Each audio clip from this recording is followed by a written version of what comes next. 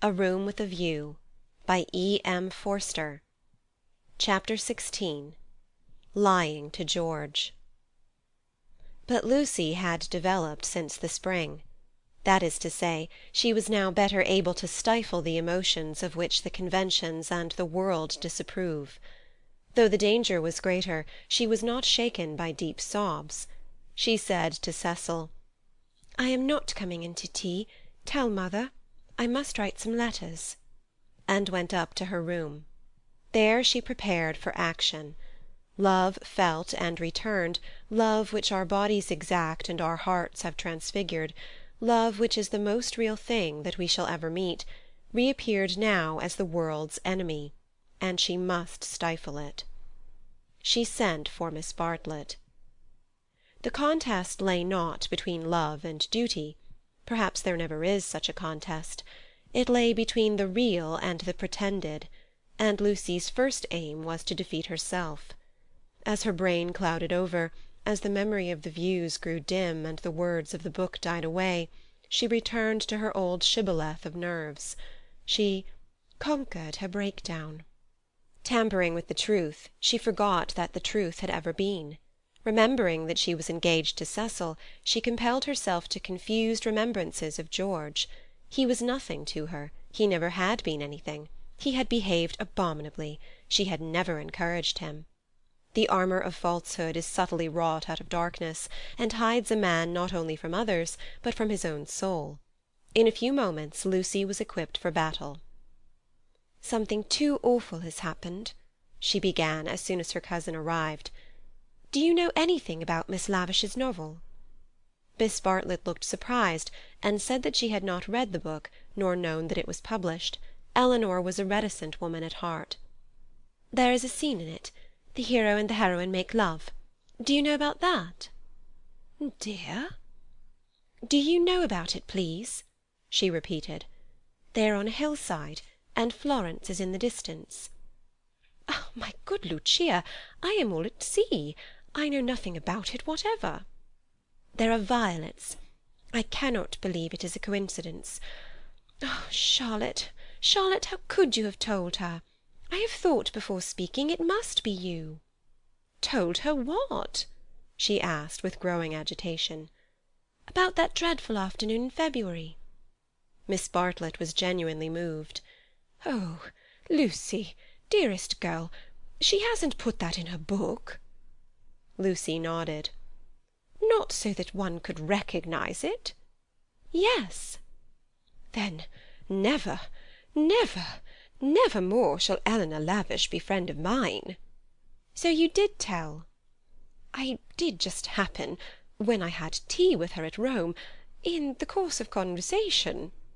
"But, Charlotte, what about the promise you gave me when we were packing?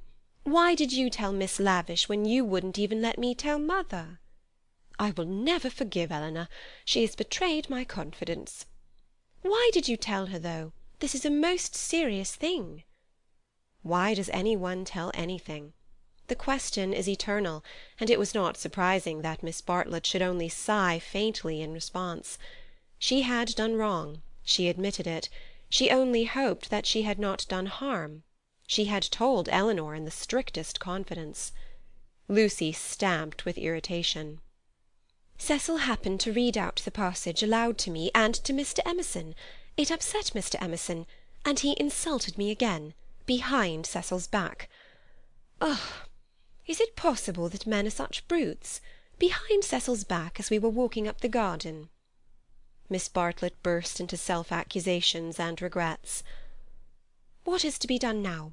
Can you tell me?" "Oh, Lucy, I shall never forgive myself, never to my dying day. Fancy if your prospects—" "I know," said Lucy, wincing at the word. "I see now why you wanted me to tell Cecil, and what you meant by 'some other source.' You knew that you had told Miss Lavish and that she was not reliable." It was Miss Bartlett's turn to wince. "However," said the girl, despising her cousin's shiftiness, "what's done's done. You have put me in a most awkward position. How am I to get out of it?" Miss Bartlett could not think. The days of her energy were over. She was a visitor, not a chaperone, and a discredited visitor at that. She stood with clasped hands while the girl worked herself into the necessary rage. "He must, that man must have such a setting down that he won't forget. And who's to give it to him? I can't tell mother now, owing to you. Nor Cecil, Charlotte, owing to you. I am caught up every way. Oh, I think I shall go mad. I have no one to help me. That's why I've sent for you. What's wanted is a man with a whip." Miss Bartlett agreed. One wanted a man with a whip. "Yes, but it's no good agreeing. What's to be done? We women go maundering on. What does a girl do when she comes across a cad?" "I always said he was a cad, dear. Give me credit for that, at all events. From the very first moment, when he said his father was having a bath." "Oh, bother the credit and who's been right or wrong. We've both made a muddle of it. George Emerson is still down the garden there. And is he to be left unpunished, or isn't he? I want to know." Miss Bartlett was absolutely helpless. Her own exposure had unnerved her, and thoughts were colliding painfully in her brain. She moved feebly to the window, and tried to detect the cad's white flannels among the laurels. "You were ready enough at the Bertolini when you rushed me off to Rome. Can't you speak again to him now?" "Willingly. I would move heaven and earth." "I want something more definite," said Lucy contemptuously. "Will you speak to him? It is the least you can do, surely, considering it all happened because you broke your word." "Never again shall Eleanor Lavish be friend of mine." Really, Charlotte was outdoing herself. "Yes or no, please. Yes or no." "It is the kind of thing that only a gentleman can settle." George Emerson was coming up the garden with a tennis ball in his hand. "Very well," said Lucy with an angry gesture. "No one will help me. I will speak to him myself." And immediately she realized that this was what her cousin had intended all along. "Hullo, Emerson," called Freddy from below. "Found the lost ball? Good man. Want any tea?" And there was an eruption from the house on to the terrace. "Oh, Lucy, but that is brave of you. I admire you." They had gathered round George, who beckoned, she felt, over the rubbish, the sloppy thoughts, the furtive yearnings that were beginning to cumber her soul. Her anger faded at the sight of him. Ah, the Emersons were fine people in their way. She had to subdue a rush in her blood before saying, "Freddy has taken him into the dining-room. The others are going down the garden. Come, let us get this over quickly. Come, I want you in the room, of course." "Lucy, do you mind doing it?" "How can you ask such a ridiculous question?" "Poor Lucy." She stretched out her hand. "I seem to bring nothing but misfortune wherever I go." Lucy nodded. She remembered their last evening at Florence, the packing, the candle, the shadow of Miss Bartlett's toque on the door. She was not to be trapped by pathos a second time. Eluding her cousin's caress, she led the way downstairs. "Try the jam," Freddy was saying. "The jam's jolly good." George, looking big and dishevelled, was pacing up and down the dining-room. As she entered he stopped and said, "No, nothing to eat." "You go down to the others," said Lucy. "Charlotte and I will give Mr. Emerson all he wants. Where's mother?" "She started on her Sunday writing. She's in the drawing-room." "That's all right. You go away." He went off singing. Lucy sat down at the table. Miss Bartlett, who was thoroughly frightened, took up a book and pretended to read. She would not be drawn into an elaborate speech. She just said, "I can't have it, Mr. Emerson. I cannot even talk to you. Go out of this house and never come into it again as long as I live here," flushing as she spoke and pointing to the door. "I hate a row. Go, please." "What—" "No discussion." "But I can't." She shook her head. "Go, please. I do not want to call Mr. Vyse." "You don't mean," he said, absolutely ignoring Miss Bartlett, "you don't mean that you are going to marry that man?" The line was unexpected. She shrugged her shoulders, as if his vulgarity wearied her. "You are merely ridiculous," she said quietly. Then his words rose gravely over hers. "You cannot live with Vyse. He's only for an acquaintance. He is for society and cultivated talk. He should know no one intimately, least of all a woman." It was a new light on Cecil's character. "Have you ever talked to Vyse without feeling tired?" "I can scarcely discuss—" "No, but have you ever? He's the sort who are all right so long as they keep to things, books, pictures, but kill when they come to people. That's why I'll speak out through all this muddle even now. It's shocking enough to lose you in any case, but generally a man must deny himself joy, and I would have held back if your Cecil had been a different person. I would never have let myself go. But I saw him first in the National Gallery, when he winced because my father mispronounced the names of great painters. Then he brings us here, and we find it is to play some silly trick on a kind neighbour. That is the man all over, playing tricks on people, on the most sacred form of life that he can find. Next I meet you together, and find him protecting and teaching you and your mother to be shocked, when it was for you to settle whether you were shocked or no. Cecil all over again. He daren't let a woman decide. He's the type who's kept Europe back for 1,000 years. Every moment of his life he's forming you, telling you what's charming or amusing or ladylike, telling you what a man thinks womanly. And you, of all women, listen to his voice instead of to your own. So it was at the rectory, when I met you both again, so it has been the whole of this afternoon. Not therefore I kissed you, because the book made me do that, and I wish to goodness I had more self-control. I'm not ashamed, I don't apologize, but it has frightened you, and you may not have noticed that I love you. Or would you have told me to go, and dealt with a tremendous thing so lightly? But therefore I settled to fight him." Lucy thought of a very good remark. "You say Mr. Vyse wants me to listen to him, Mr. Emerson. Pardon me for suggesting that you have caught the habit." And he took the shoddy reproof and touched it into immortality. He said, "Yes, I have," and sank down as if suddenly weary. "I'm the same kind of brute at bottom. This desire to govern a woman, it lies very deep, and men and women must fight it together before they shall enter the garden. But I do love you, surely in a better way than he does." He thought. "Yes, really in a better way.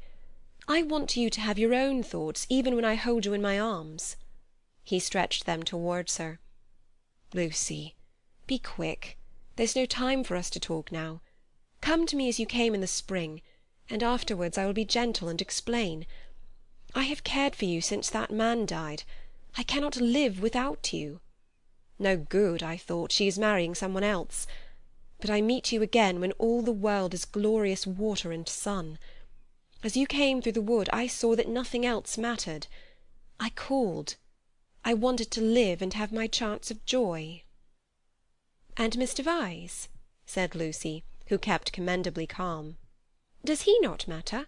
That I love Cecil and shall be his wife shortly? A detail of no importance, I suppose?" But he stretched his arms over the table towards her. "May I ask what you intend to gain by this exhibition?" He said, "It is our last chance. I shall do all that I can."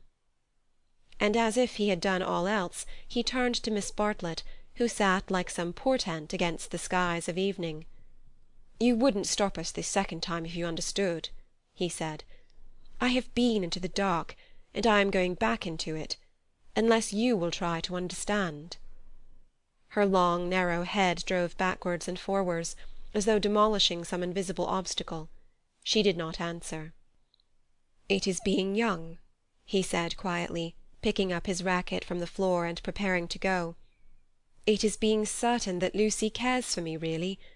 It is that love and youth matter intellectually." In silence the two women watched him. His last remark, they knew, was nonsense, but was he going after it or not? Would not he, the cad, the charlatan, attempt a more dramatic finish? No. He was apparently content.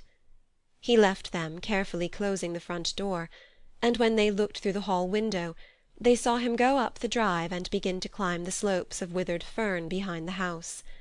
Their tongues were loosed, and they burst into stealthy rejoicings.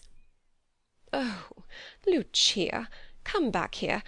Oh, what an awful man!" Lucy had no reaction, at least not yet. "Well, he amuses me," she said. "Either I'm mad or else he is, and I'm inclined to think it's the latter. One more fuss through with you, Charlotte. Many thanks. I think, though, that this is the last. My admirer will hardly trouble me again." And Miss Bartlett, too, essayed the roguish. "Well, it isn't every one who could boast such a conquest, dearest, is it? Oh, one oughtn't to laugh, really. It might have been very serious. But you were so sensible and brave, so unlike the girls of my day." "Let's go down to them." But once in the open air she paused. Some emotion—pity, terror, love, but the emotion was strong—seized her, and she was aware of autumn. Summer was ending, and the evening brought her odours of decay, the more pathetic because they were reminiscent of spring. That something or other mattered intellectually. A leaf violently agitated danced past her, while other leaves lay motionless. That the earth was hastening to re-enter darkness, and the shadows of those trees to creep over Windy Corner. "Hullo, Lucy! There's still light enough for another set, if you two will hurry." "Mr. Emerson has had to go." Ugh, what a nuisance! That spoils the fall. I say, Cecil, do play. Do, there's a good chap. It's Floyd's last day. Do play tennis with us just this once." Cecil's voice came. "My dear Freddy, I am no athlete. As you well remarked this very morning, there are some chaps who are no good for anything but books. I plead guilty to being such a chap, and will not inflict myself on you." The scales fell from Lucy's eyes. How had she stood Cecil for a moment? He was absolutely intolerable, and the same evening she broke her engagement off. End of chapter 16.